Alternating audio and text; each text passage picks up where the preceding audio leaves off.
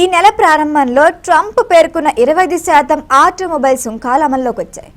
ఈ నిర్ణయం America automobile పరిశ్రమల్లో ఖర్చుల్ని విపరీతంగా పెంచుతాయని, 2025 నాటికి $108 బిలియన్ ఖర్చులు చేరుకుంటాయని ఒక కొత్త విశ్లేషణ మొదలైంది. డెట్రాయిట్ ఆటోమేకర్లు ఫోర్డ్, జనరల్ మోటార్స్, స్టెల్లాంటిస్ ఈ ఖర్చుల్లో ఎక్కువ భాగాన్ని భరించాల్సి వస్తుందని ఒక అంచనా.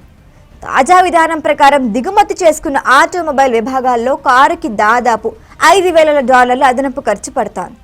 అదే ఏకంగా వాహనాన్ని దిగుమతి చేసుకుంటే $8,600 సుంకం పడుతోంది.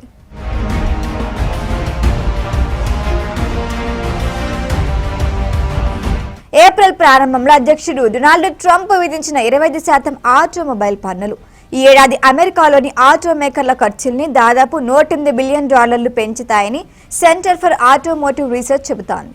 మిచిగాన్కు చెందిన ఈ సంస్థ డెట్రాయిట్ ఆటోమేకర్లు ఫోర్డ్ మోటార్, జనరల్ మోటార్స్, జీపులు, ట్రక్కుల తయారీదారు స్టెల్లాంటిస్ సంస్థలు కలిపి $42 బిలియన్ ఖర్చు భరించాల్సి వస్తుందని వెల్లడించింది.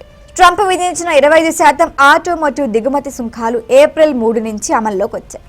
ప్రపంచం నలుమూలల నుంచి సరఫరాలు వస్తున్నందున పరిశ్రమ అంతటా షాక్ తగిలింది. మెక్సికో, కెనడాలో తయారైన వాహనాలు లేనివి ఎదుర్కొంటున్నాయి. కానీ యుఎస్ మెక్సికో కెనడా ఒప్పందానికి అనుగుణంగా ఉన్న ఆటోమేకర్లు పెద్దగా ప్రభావితం కారని అంటున్నారు విశ్లేషకులు. తాజా సుంకాల వల్ల ఆటోమొబైల్ కంపెనీలన్నీ తమ లక్ష్యాలు మార్చుకున్నాయి.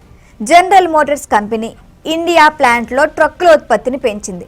స్టెలాంటిస్ మెక్సికోలోని ఒక ప్లాంట్లో, కెనడాలోని మరో ప్లాంట్లో తమ ప్రొడక్షన్ని తాత్కాలికంగా మూసివేసింది.